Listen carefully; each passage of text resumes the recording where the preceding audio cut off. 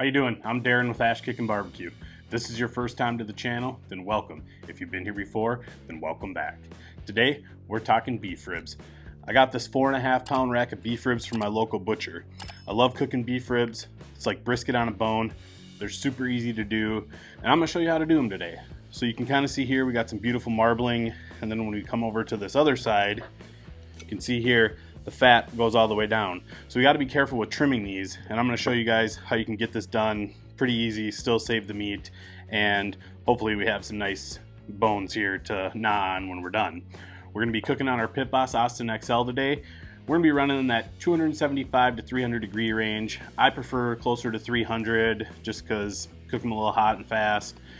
I don't know if I'm going to wrap in foil or butcher paper today. That'll be a judgment call. But the main thing for these is I'm going to be cooking them to color for the first part of the cook, so I'm not even going to put a probe inside. I'll take a temperature reading when it comes time to wrap them, let you guys know where they're at. But for the first half of the cook, we're completely cooking to color. We want to make sure our bark is set. We want to make sure that we have the color we're looking for. We want some nice pullback on those bones. So I will take a temperature reading when it comes time to wrap them. But the first part of the cook, strictly to color, strictly to making sure that we built a nice bark, and hopefully we get a good end result. So let's bring you guys in and show you exactly how we're gonna prep these beef ribs. All right guys, so to prep these beef ribs, you can see we got our fat cap on here. We're gonna go ahead and just kind of see if we can get underneath here and just kind of start peeling back some of this fat. We don't want to get down to the meat, but this is where a good sharp knife comes in. This is a de facto fillet boning knife. It's got a really flexible tip. I'll have a link for it in the description below, but really like this knife. It's very sharp. So we're just gonna try and get down to the meat here. You can see we're taking a little bit off there, but not much. I mean, it's very little, but look at that marbling in there, especially here. That's the one nice thing about beef ribs, is they are very, very marbled, so they do stay nice and juicy. So I'm gonna get this trimmed up, probably gonna speed it up. You can kind of tell what I'm doing. If you have questions, let me know in the comments below, but I'm just gonna get these trimmed up and then I'll bring you back.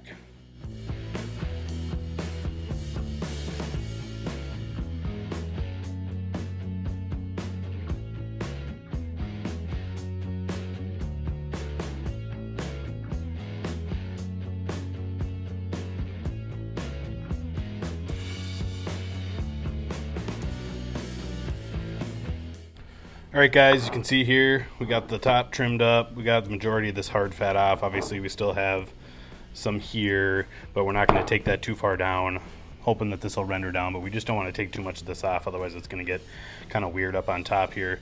For the bottom, we're not going to do anything. Maybe take off these loose ends, maybe any of this harder fat down here, but we're not going to get crazy. We're going to leave the membrane on. What that's going to do is help hold the meat on as it cooks. So I know some people take it off. I prefer not to. I've just had better results not doing it, so we're not going to do it. Yeah, pretty basic, nothing too crazy, but you can tell we got some nice marbling there. You can see it up in here, so I'm anticipating a good rack of ribs here. So what we're going to do is we're going to flip them over, and you can use a binder. You don't have to use a binder. I just do it out of force of habit. I like using Worcestershire sauce, so I'm just going to put a little bit on there. Spread it around. There's no right way, wrong way to do this. You can use oil, hot sauce, mustard, whatever you want to do. You don't have to do anything special. Then for our seasoning, we're going to be using the Tailgater's Barbecue Party Rub. It's my go-to on beef. It's my go-to on everything. So a lot of people don't season the bottom of their ribs. I have to do it just out of being OCD. So I'm just going to give a little bit of love into the bottom of these. Nothing too crazy. That's probably good. Like I said, a lot of people don't even do it. That's fine, but I like to keep a little bit of superstition happening here. So just gonna pat that in, give them a flip over, then we're gonna come back up top here, a little bit of our Worcestershire, get a nice even coat all around, get our edges. Then we're actually gonna go ahead and start with our edges. We wanna make sure we get a nice even coverage here.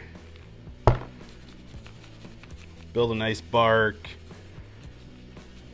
Pay attention to the little details here is gonna make this cook better when we're done. So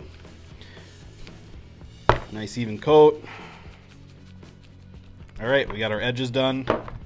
Now we really want to make sure we have an even coat on top here. So I'm gonna go a little bit higher and just go all the way across here. That's looking good. So we're gonna go ahead and let this sweat here for a few minutes while we get the Austin XL fired up. Like I said, we're running at 275 to 300 degrees. I'm gonna be running upwards closer to 300 degrees. I like to cook these hot and fast. There's enough fat in them where they can handle those higher temps. I'm gonna let these sweat and I'll meet you guys back outside when it's time to get these on the pit. We'll see you then. All right guys, you can see we got the beef ribs on here. They're looking good. You can see right there, that's our fat cap that went all the way down there. So I pointed that towards the fire pot here in the center. That way we can hopefully get some pullback going this way and get some nice bone pull. It seems like whenever I have whatever side I want to pull towards the firebox, we get nice even bone pull. So I'm sure now that it's on video, we won't have that happen today, but you can see here, rub's looking good. We're just gonna let these go for an hour, so I'll check back in with you guys in an hour and we'll see you then. All right guys, so it's been 1 hour. See, ribs are looking pretty good, starting to get a nice little color. The fat's looking a little gelatiny. Rub's starting to set up a little bit. Still not enough where we want to spritz yet or anything, so I don't know if we're going to spritz, but maybe getting a little bit of pullback down on those bones there, but looking really good, smells awesome. We're going to let these things go another hour and then we'll check in, so we'll see you guys in an hour. All right guys, it's been another hour. We're sitting at 2 hours. You can see we're starting to get some real nice pullback on those bones. So far it's looking pretty even. We got a little bit on that side, but overall looking pretty good. You can see our rub is set up nice here. So I'm just gonna give it a spritz with a little bit of regular water here.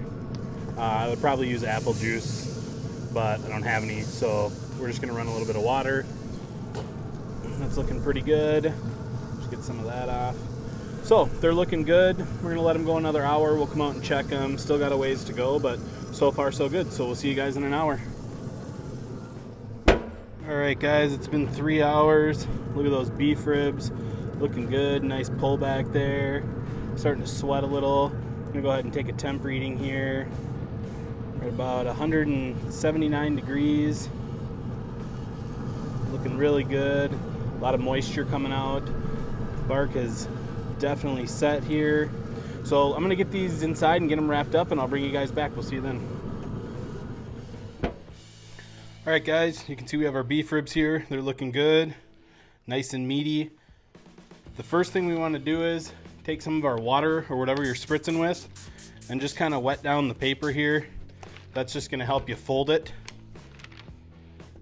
So looking pretty good. And then the idea is you want to be able to wrap it over once here, and we're using our pitboss butcher paper here. We're just going to go ahead and use our meter plus here to monitor temps from here on out.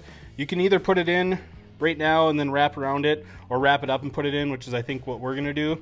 So we're just going to go over, bring it over here a little bit more. Just going to go over there, tuck it under, and then we'll flip.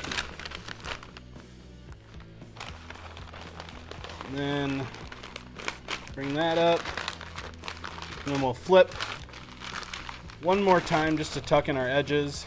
So we got a nice little package there. And then we do have to make sure we go up to this notch here. So we'll just punch through there and right there. That feels pretty good. And then we'll be able to just monitor the temperature, and this monitors ambient temp and internal temp. We'll be able just to monitor that right on our phone. So try and get a screen recording of that, but I'm gonna get these back out on the cooker and I'll bring you guys outside. All right guys, you can see we have our ribs on here. They're all wrapped up. I'm guessing it's probably gonna be in another hour. We're gonna set an alarm for 203 degrees and we'll come out and probe and check for temp. So I'm gonna pull it up on my phone and kind of show you here what it looks like. So we'll check back once we hit 203 degrees, or probably about an hour, and just check temps anyways. So we'll see you guys then.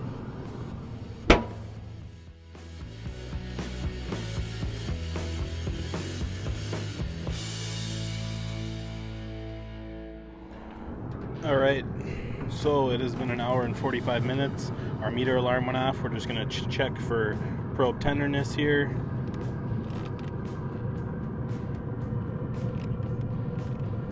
Oh yeah, feels like butter. So I'm gonna get these in and I'm gonna let them rest for a half hour just in the butcher paper, and then I'm going to wrap them up in foil and let them rest for another hour. So we're gonna kind of let them come down slowly in the butcher paper, then wrap them up in aluminum foil, and then just let them rest for another half hour. So I'll bring you guys back when it's time to slice into these. All right guys, so here we are. We got our beautiful beef ribs here. Total cook time was about 5 hours. Ran at 300 the whole time on our Pitboss Austin XL. These are looking great. They got a good bark. They smell delicious. It's time to cut into them and try them out. Oh yeah. Nice and juicy. Still hot. Get a little bite here. These are amazing. They're tender, they're juicy. They have a great smoke ring. Hopefully you can see that there. Nice smoke ring up there. They're salty. That Tailgater's party rub is just absolutely amazing on beef. And actually, we don't even need to do this. Let's just, how about that right there? That's delicious. I'm gonna go in for another bite. Guys, these are absolutely wonderful. I hope you enjoyed this video. If you did, be sure to like, subscribe, ring that bell. Stay safe, and we'll see you next time.